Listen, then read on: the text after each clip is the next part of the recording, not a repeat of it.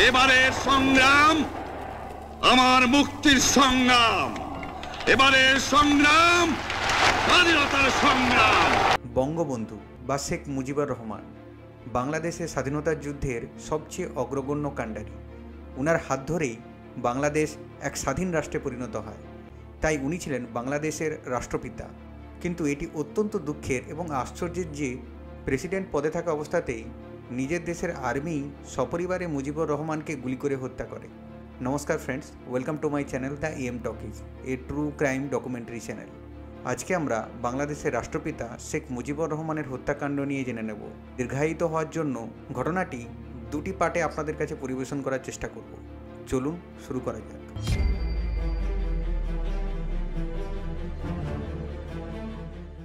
14ই August 1947 অবিভক্ত British Bharat বিভাজিত হয়ে দুটি স্বাধীন রাষ্ট্রতে পরিণত হয়, ভারত এবং পাকিস্তান। পাকিস্তান সে সময় ভৌগোলিক অবস্থানের জন্য দুটি অংশে বিভক্ত থাকে, ইস্ট পাকিস্তান যা বর্তমানে বাংলাদেশ এবং ওয়েস্ট পাকিস্তান যা বর্তমানে পাকিস্তান নামে স্বাধীন রাষ্ট্রে পরিণত হয়েছে। ইস্ট পাকিস্তানে সাধারণত বাঙালি মুসলিম এবং ওয়েস্ট পাকিস্তানে কট্টরপন্থী ভারতীয় মুসলিমদের আধিক্য ছিল। অবিভক্ত পাকিস্তানের প্রথম প্রধানমন্ত্রী লিয়াকত আলী খান, উনি মুসলিম লীগের পক্ষ থেকে দাঁড়িয়েছিলেন। মুসলিম লীগ চাইতো সমগ্র ইস্ট এবং ওয়েস্ট পাকিস্তানে উর্দু ভাষার সার্বভৌমত্ব নিয়ে আসতে। ওয়েস্ট পাকিস্তানে এ নিয়ে কোনো সমস্যা না থাকলেও ইস্ট পাকিস্তানে যেহেতু বাঙালি মুসলিমের আধিক্য বেশি, তাই বাঙালি মুসলিমরা এর প্রতিবাদ করেছিল। ইস্ট পাকিস্তান চাইতো বাংলা ভাষাকে মাতৃভাষার মর্যাদা দেওয়া, সুতরাং ইস্ট পাকিস্তান থেকে এই ঘটনার প্রতিবাদ শুরু হয়। এই সময় বাংলাদেশের সর্বকালীন জনপ্রিয় নেতা শেখ মুজিবুর রহমানের আবির্ভাব ঘটে। উনি শুধু বঙ্গবন্ধু বা father of nation of Bangladesh বা বাংলাদেশের রাষ্ট্রপিতা ছিলেন না, উনি বাংলাদেশের ভাগ্য নির্ধারকও ছিলেন। 1920 সালের ব্রিটিশ ভারতের ফরিদপুর ডিস্ট্রিক্টে উনি জন্মগ্রহণ করেন।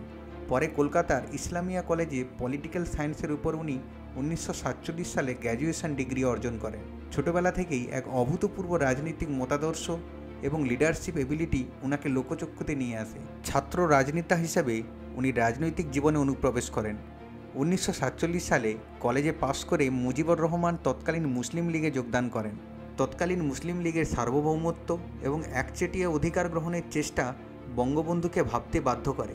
1948 সালের নভেম্বর মাসে তৎকালীন পাকিস্তানের প্রথম প্রধানমন্ত্রী লিয়াকত আলী খান ইস্ট পাকিস্তানের ঢাকা বিশ্ববিদ্যালয়ে এক ছাত্রসভায় অংশগ্রহণ করেন, যেখানে প্রদত্ত শংসাপত্র উর্দুতে দেওয়া হলে তা প্রতিবাদ করা হয় এবং বাংলা ভাষাকে রাষ্ট্রভাষার মর্যাদা দেওয়ার জন্য প্রধানমন্ত্রীর কাছে দাবি জানানো হয়, যা উনি এড়িয়ে যান।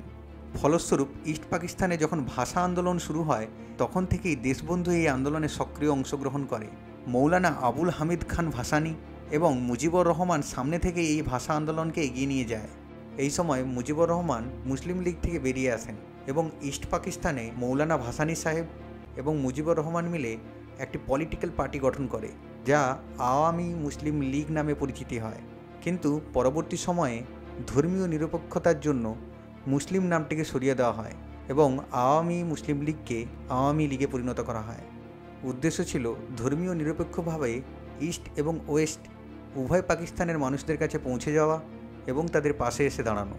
অবশেষে 1954 সালে পাকিস্তান জেনারেল ইলেকশনে ইস্ট পাকিস্তানে 237টি সিটের ভেতর 143টি সিট নিয়ে আওয়ামী লীগ ইস্ট পাকিস্তানে ক্ষমতায় আসে। মুজিবুর রহমান পাকিস্তান কনস্টিটিউট অ্যাসেম্বলিতে একজন ক্যাবিনেট মিনিস্টার হিসেবে অনুপ্রবেশ করেন। এরপর থেকে সমগ্র ইস্ট এবং ওয়েস্ট পাকিস্তানে মুজিবুর রহমান অত্যন্ত দ্রুত এক পরিচিত ব্যক্তিত্বে পরিণত হয়।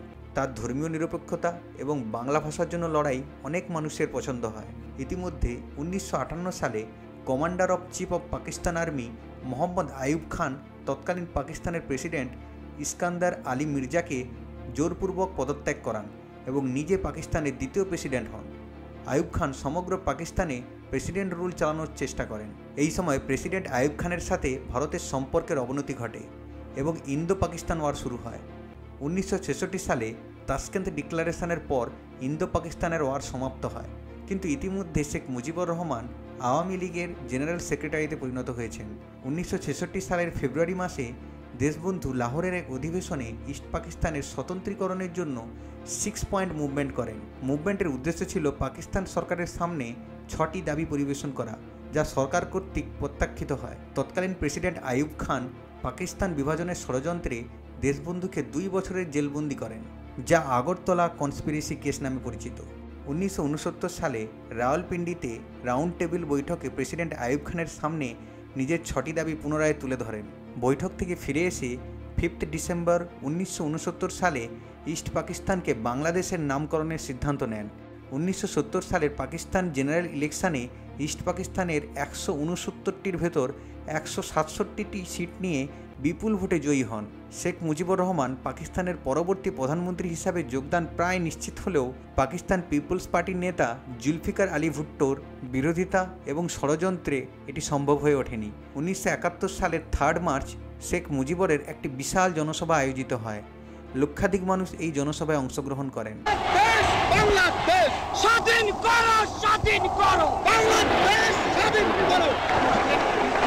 18 মিনিটের এই ঐতিহাসিক বক্তৃতায় দেশবন্ধু ইস্ট পাকিস্তানের সাধারণ মানুষদের যুদ্ধের জন্য প্রস্তুত হতে বলেন, যা স্বাধীনতার যুদ্ধ।